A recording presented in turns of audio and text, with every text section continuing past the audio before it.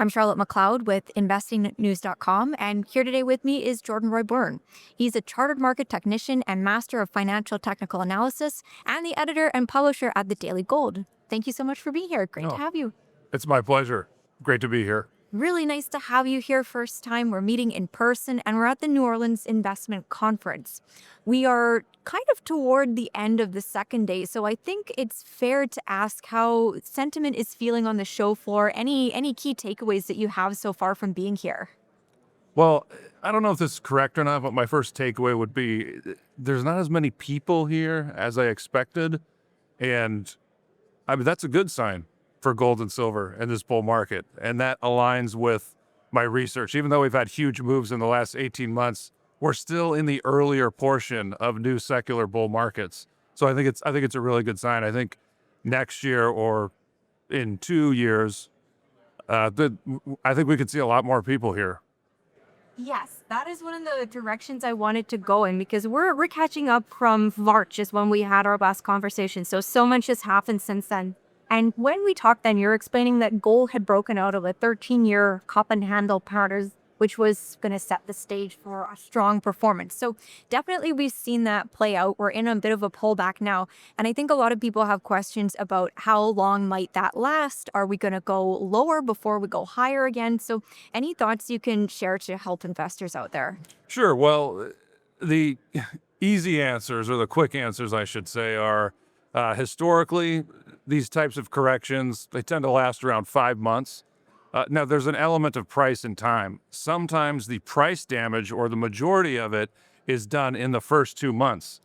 So if we see a lot more selling over the next few weeks, then depending on how much lower we go, we could be mostly done with the price damage. I do think gold could come down to around 3,600, 3,700. That's an area I'm looking at as support. With respect to silver, I would say in the low 40s. I mean, you do have support at 43. There is an open gap in the mid 40s, which I think it could be tested. So 40, 43, that zone, I think that's what we're looking at.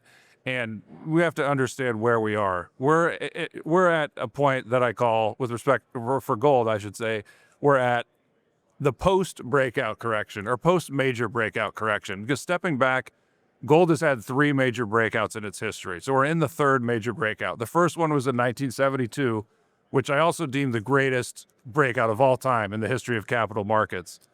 So you had that breakout, and then you had 2005, which it wasn't a breakout to a new all-time high, but we did break out of a 20 or 21-year base when we went above 500, and then we shot up to 730. And so at that point in 2006, we had a correction for about, I believe the price damage was like a month or two, and then you had another 4 or 5 months, something like that. Now, if you look at the 70s, we've been following 72, that analog, pretty closely. Although we're kind of in between. There was a correction in 1972, which was pretty mild. And then there was a steeper correction in 73, which was more severe. It was 28% over 4 or 5 months.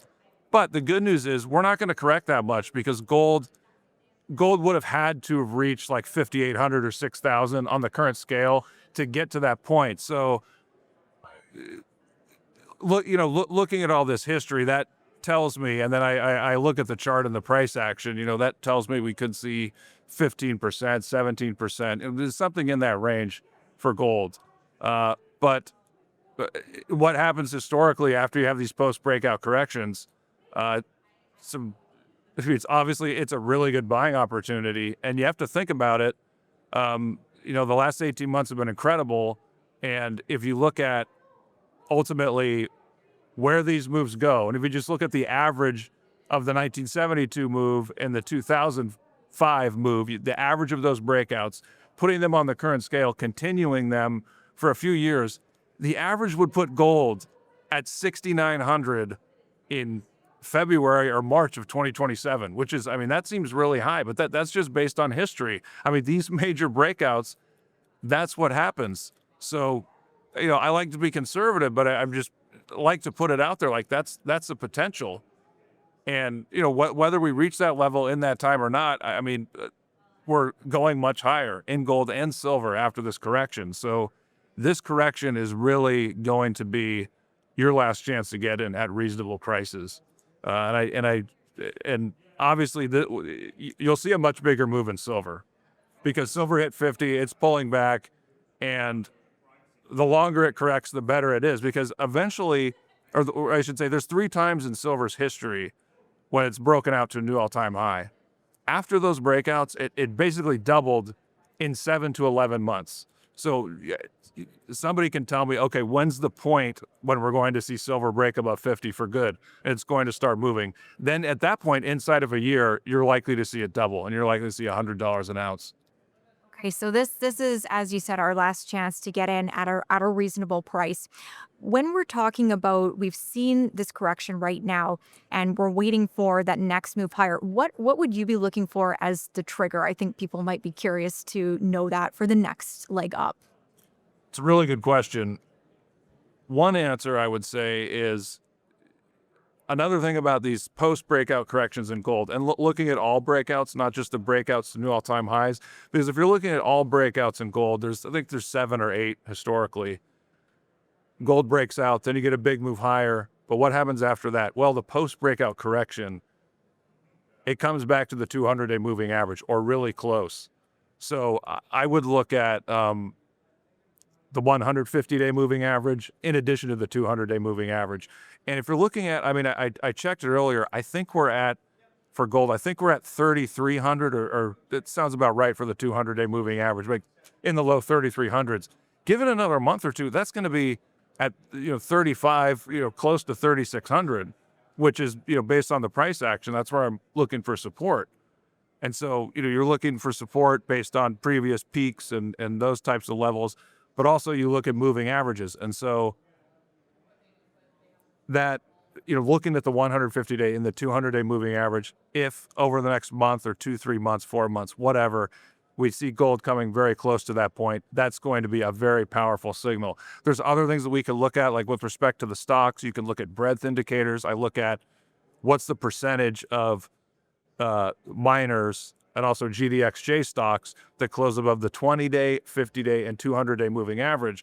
And leading up to the recent peak, all those numbers were like 100% across the board. They were 100% for a long time. The new highs that we were looking at in the HUI, GDXJ, the new highs, that data, like how many new 52-week highs are we making every day? That data was blowing off and skyrocketing, which is great because that's what happens in a bull market. But eventually you get to a point where it's way too strong and the market just needs time to cool off. So that's where we are. And so I'm looking for that data. The percentage of stocks that have closed above these moving averages, I'm looking for that data to come down. You can see the percentage above the 20-day and the 50-day. You see that get below 10%. The percentage above the 200-day, right now, all these stuff, it's still close to 100%. So we have it. So we'll probably need to see that come down to 80, 70%. And then at that point, we will be much closer, I think, to a bottom in the sector. So there's many different things you could look at, but I would say I think we've already done a good amount of price damage in gold and silver. There's a little bit more to go, and also there's the element of time. And then gold moving average, 150-day, 200-day moving averages, looking at those, tracking those, that's going to be your best bet. Okay, and if we take a look over at the gold and silver mining stocks, I think that's important as well, because if we look at the numbers that you shared where the metal prices could go, usually we hear that the stocks will outperform the metal. So what do you see coming there? I imagine it's also a buying opportunity if you want to get into the stocks or add if you have them already. No, absolutely, it will be a buying opportunity. But I always say you have to research individual companies because every company is different. There's probably some stocks right now that are already buys, and there's others that maybe they need another 4 or 5 months to correct. So always focus on individual stocks, get to know the individual companies.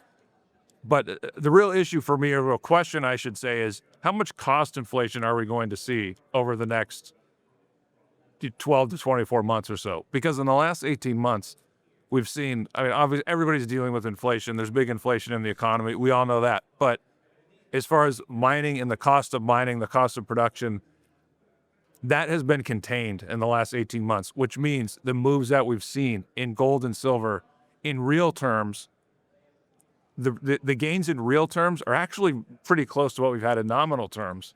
So if in gold you're going to move, like let's say we move from 4,000 to 6,000, the question is, how much of that $2,000, how much of that extra margin are we going to capture? Because if energy prices rise, if oil rebounds, if there's more cost inflation in the economy, that's going to filter down to miners. And so just in general, moving from 4,000 to 2,000, we might not get the kind of margin expansion that we had from 2,000 to 4,000. It could be a lot less.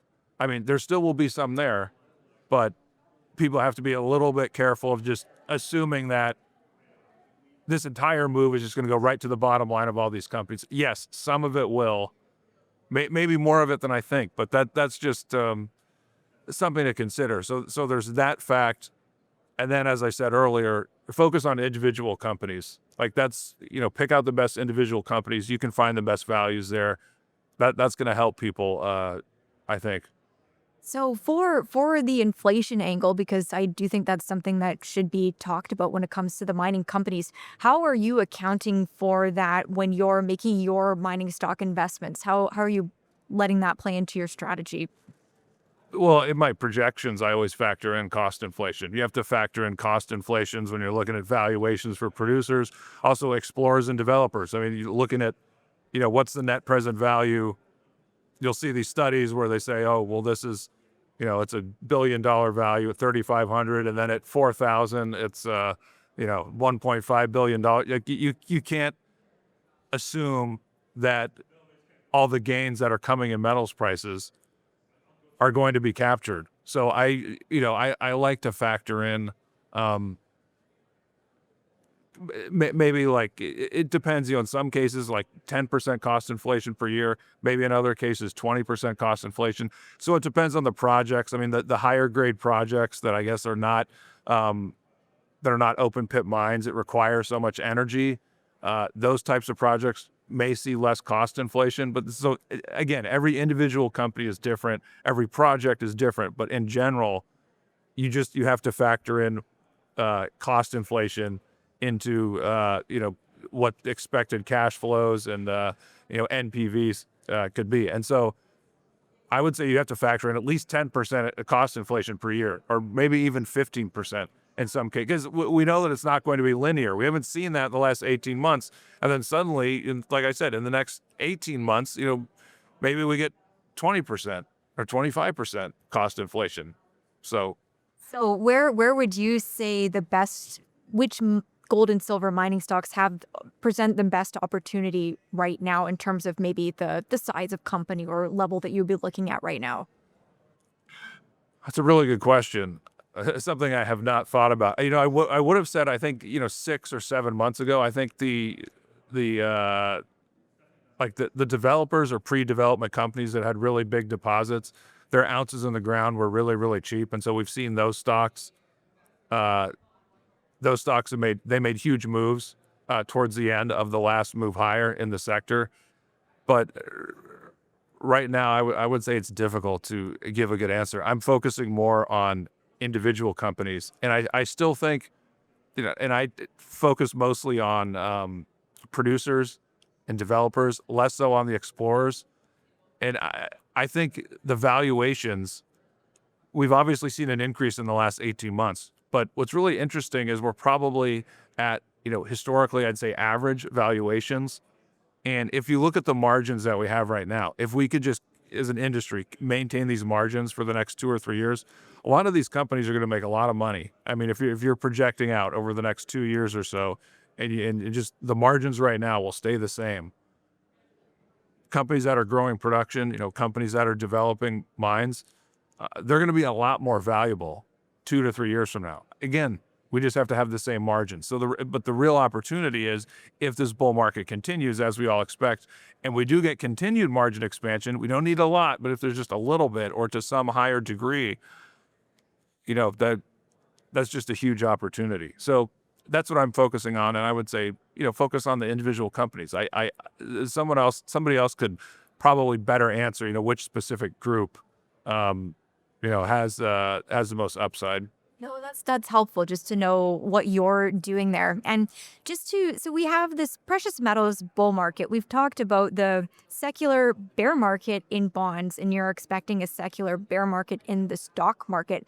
I wanted to bring that up because it feels like the general stock market has been able to hang on quite a bit longer than people have expected it to. So I'm wondering about maybe your timeline on that, anything that you have updated thoughts on there.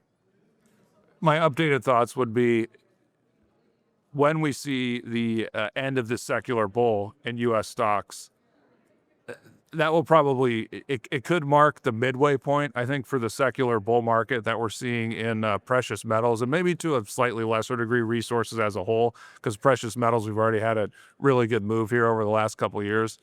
But, typically after that, you get the real explosive moves.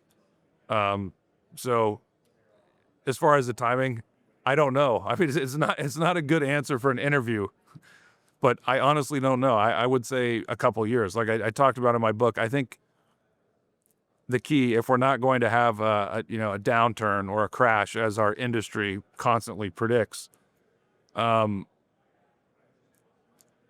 think the worry would be economic growth picks up, but they're going to run things really hot because that's the only way you get out of a debt bubble. And so at some point, inflation will really kick in, and interest rates will have to go higher, and then that's going to cause problems in the economy. So it's some recipe of those things that I think will lead to the next recession, bear market, and the end of the secular bull market in the U.S. So as far as timing, I really don't know. Could be 2 years, could be 3 years, could be 18 months, but somewhere in that period. And again, that's going to be a major catalyst for precious metals and resources as a whole, because we've seen, you mentioned the secular bear market in bonds. That's been a huge driver of not only gold, but also the stock market as a whole. I mean, the bond market's the biggest market. So what happens is all the money comes out of bonds, and initially it goes into stocks first, then gold second. Fine. This is what happened in the 1960s. If you're using gold stocks as gold, as I like to do, because you couldn't buy gold back then. But as it moves on, as it transpires, then capital starts to move more into gold, and then stocks secondly. And I think that's what we've seen probably this year, probably in the last 9 months or so. It started to move more so into gold and precious metals, then stocks secondly. But eventually, when stocks fall into a secular bear and the secular bull ends, then you get a lot more of that capital. It's going into gold, precious metals, hard assets. And, that's the catalyst for, as I said, the last half of the secular bull and precious metals and resources. So but I don't think we're near that point yet. I still think we could be a couple of years away. Yeah, no, that helps. That helps even just to know how it interacts with what else is going on. So really good to take a look at, and good to know that we're heading toward that larger resources bull market. Anything final that is on your mind right now that you would share with investors? I would say, and this is something I've learned personally, and I'll talk about in my presentation, is focus on individual companies. Become an expert on individual companies. Pay attention to those things and less on macro doom porn, which, I mean, I'm sorry, but our industry has predicted 47 of the last 0 crashes. So you have to be really careful about listening to that. And I just think that people, because I used to do this, people spend too much time worrying about, what's the macro trend, what's the Fed do, is China going to do this, is Trump going to say that, like, what's going to, and some of that stuff is important to some degree. I mean, it is important for some specialty metals and industries. I get that. But for gold and silver, the macro is pretty simple. We're in a new secular bull market. We're going much higher. We're really overbought right now, so we're going to correct. That's all you need to know. Focus on individual companies, become an expert, because that is how you're going to make the most money. You're not going to make the most money trying to trade news, what the Fed says, or what Trump did, or this new law. Like, you're not going to make money trading that. Just spend your time researching individual companies. Call the CEO, come to conferences like this, become an expert, and buy good companies and buy them at good values. And if they do really well, you trim along the way, along the ride higher. Trim means you're just selling small amounts as they rise. You're reducing your risk where you're still in. You could rotate that capital into a better value. So buy, hold, and trim. Buy good companies at good values, hold them, and then trim when they go way up. And if they don't work out, if you're down 20 or 30%, you have to reevaluate. And if you can't find a good reason to hold them, then you sell and you move on to a different company. So for me, I think you have to keep it simple. Well, I don't think I've ever heard an interview summed up so succinctly. So if somebody happened to watch the end first, I guess that's all you need to know. Thank you so much for coming on to go over what's going on. This was really good. Oh, my pleasure. Thanks for having me. Of course. And once again, I'm Charlotte McLeod with investingnews.com, and this is Jordan Roy-Byrne.